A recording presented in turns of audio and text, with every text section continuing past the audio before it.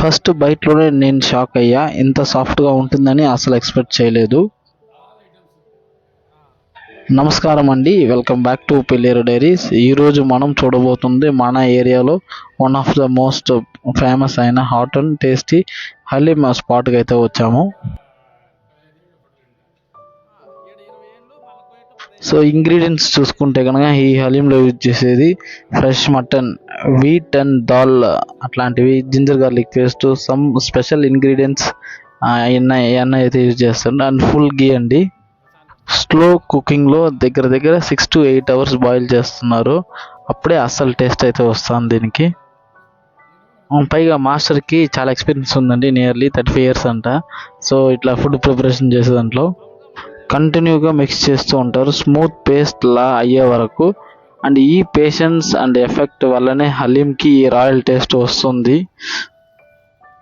చూడండి, ఆ texture butter లాగా స్మూత్గా ఉంది.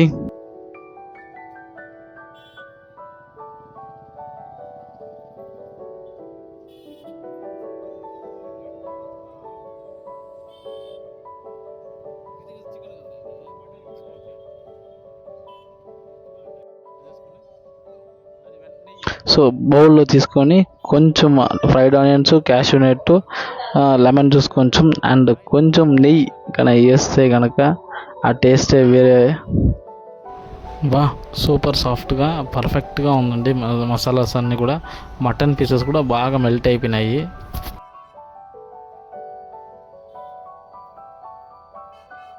హైదరాబాద్ స్టైల్ ఇప్పుడు మన పిల్లర్లోనే. లొకేషన్ ఎక్కడ చెప్తాను, కొంచెం సేవ్ చేసుకోండి.